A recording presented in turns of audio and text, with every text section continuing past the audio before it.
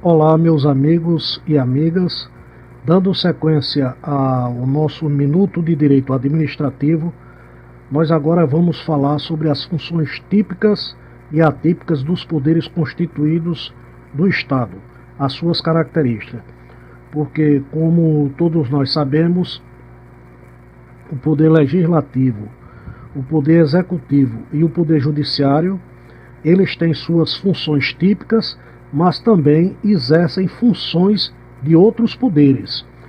Tanto o legislativo tem a sua função típica e a exerce, mas também tem funções atípicas de outros poderes, como o poder executivo e o judiciário, que ele realiza.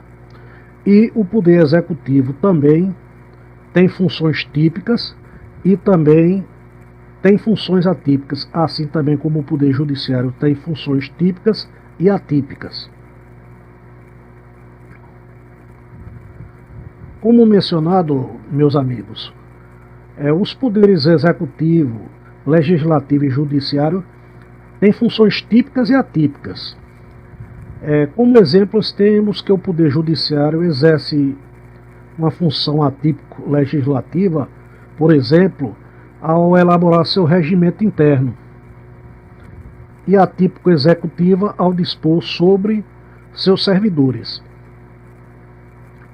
Já o Poder Legislativo, por seu turno, exerce função atípico-jurisdicional ao julgar, por exemplo, o Presidente da República pelo Senado. E, por fim, o Poder Executivo exerce a função atípico-legislativa ao elaborar medidas provisórias e leis delegadas, bem como a função atípico-jurisdicional ao decidir em um processo administrativo disciplinar, o famoso PAD. Embora, nesse último caso, tal decisão no âmbito da administração pública possa ser revista pelo Poder Judiciário em sede própria, porque toda decisão emanada do Poder Legislativo e do Executivo estão sob o crivo das decisões judiciais. As características das funções do Estado ligadas aos poderes constituídos pode ser indireta ou imparcial. O juiz não é parte interessada na controvérsia, devendo ser imparcial e julgar de acordo com a lei. No caso, visa a obtenção da coisa julgada, não é inovador inicialmente na ordem pública, pois só a lei pode criar direitos e obrigações. Já a função executiva ou administrativa, que é característica própria do Poder Executivo, tem como características a sua concretude, porque o administrador deve cumprir a vontade da lei, no caso concreto, direta e parcial. O Estado é parte nas relações jurídicas quando está atuando na função administrativa ou executiva, mas mesmo como parte defende o interesse público. Outra característica da função executiva ou administrativa é que ela é sempre subordinada, principalmente ao controle por parte do Poder Judiciário, desde que provocado pelas partes. Ela também tem a característica da submissão a um regime jurídico de direito público, marcado pelo binômio das prerrogativas e sujeições. Isso significa que a administração pública, para o bom atendimento do interesse público, é dotada de prerrogativas, mas ao mesmo tempo de sujeições, normalmente a submissão ao princípio da legalidade, para resguardar a liberdade dos indivíduos. É bom frisar que na sua função típica de Estado, a função típica administrativa, o Poder Executivo é dividido em administração pública direta e indireta, com o Estado desenvolvendo a função executiva ou administrativa por si mesmo. E quando isso ocorre, falamos em administração direta ou centralizada, que abrange a União, os estados, o Distrito Federal e os municípios. Entretanto, é possível que o Estado preste a função executiva ou administrativa através de outros sujeitos, criando determinada pessoa jurídica ou apenas repassando o exercício de determinada atividade para particulares já existentes.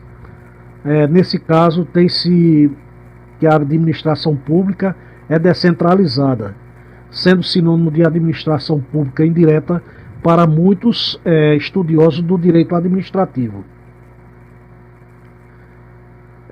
Desse modo, fazem parte da administração pública as pessoas jurídicas, começando pelas pessoas políticas, que têm autonomia, capacidade de editar as próprias leis, de acordo com a competência traçada diretamente pela Constituição Federal, sendo elas a União, os estados, o Distrito Federal e os municípios na Federação Brasileira, que são qualificadas como pessoas jurídicas de direito público. Além dessas, fazem parte da administração pública as pessoas que o Estado cria, ou seja, as entidades da administração pública indireta, que são as autarquias, as fundações instituídas e mantidas pelo poder público, as empresas públicas e as sociedades de economia mista.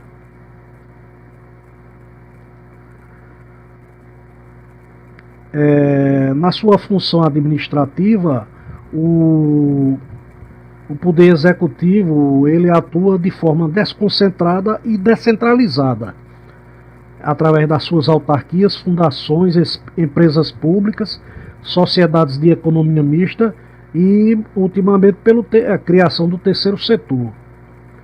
É bom que diga-se de passagem que a desconcentração é a distribuição interna das competências no interior de uma mesma pessoa jurídica, havendo na hipótese hierarquia e relação de coordenação e de subordinação entre órgãos superiores e subalternos. Na descentralização, diferentemente da desconcentração, existe ao menos duas pessoas as quais repartem entre si determinadas atribuições, existindo nesse caso somente o controle finalístico ou de tutela. Podemos definir as autarquias como pessoas jurídicas de direito público, criadas pela lei com a capacidade exclusivamente administrativa, técnica e financeira, estando submetidas a um regime jurídico de direito público, tendo as mesmas prerrogativas da Fazenda Pública, como, por exemplo, o prazo em dobro para recorrer e em quádruplo para contestar. Nesse último caso, a previsão de exclusão do prazo em quádruplo para a Fazenda Pública no novo Código de Processo Civil. As fundações, por sua vez, podem ser conceituadas como patrimônios vinculados ao cumprimento de uma finalidade, dependendo da sua criação de uma autorização em lei específica. As fundações podem ser de direito público ou de direito privado, sendo que, no casos dessas últimas, parte da doutrina entende que a lei apenas autoriza a sua criação, e na hipótese das fundações de direito público, a própria lei se encarregará de criá-las, gerando o que chamamos autarquias fundacionais. Nesse ponto, a doutrina se divide em três correntes sobre a personalidade jurídica das fundações instituídas e mantidas pelo Estado, pelo poder público.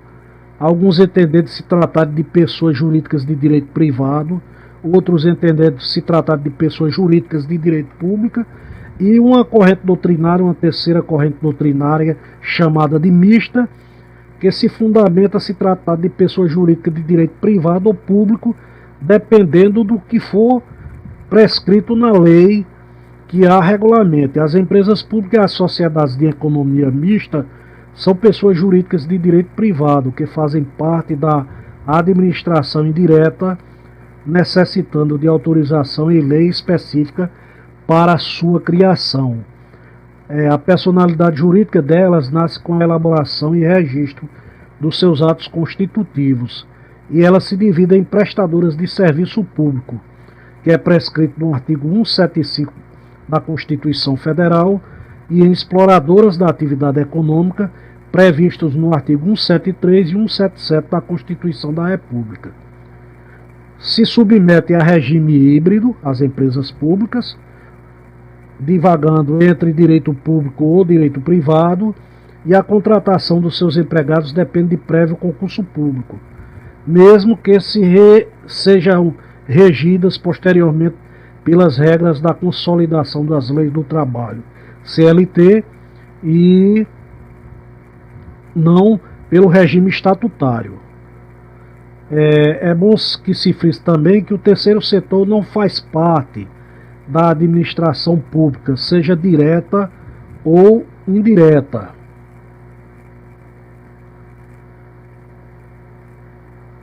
Porque o primeiro setor é composto pelo Estado, que visa o interesse público através dos seus entes políticos. O segundo setor é constituído pelo mercado, que visa o lucro. E o terceiro setor é da iniciativa dos particulares, sem a intenção de lucro e com o interesse de atingir fins de interesse público, relacionando-se com o poder público através de atividades de fomento. Modernamente podemos dizer que fazem parte do terceiro setor os chamados serviços sociais autônomos, as entidades de apoio, as organizações sociais OS e as organizações da sociedade civil de interesse público, chamada de OCIP. É bom que se diga também que, com relação às empresas públicas e às sociedades de economia mista, elas são pessoas de direito privado, apesar de terem capital público. Fazem parte da administração indireta estatal, necessitando de autorização em lei específica para sua criação. A personalidade jurídica delas nasce com a elaboração e o registro de seus atos constitutivos. E elas se dividem em prestadoras de serviço público e em exploradoras de atividade econômica, como eu já frisei aqui anteriormente.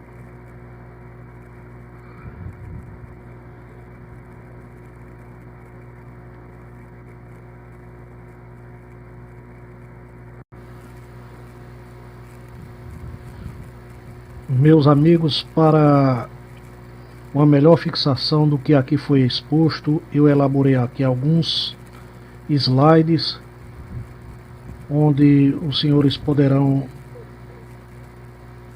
ter uma melhor noção do que se trata as funções típicas e atípicas do Estado, e podendo diferenciá-las de uma forma mais fácil e didática.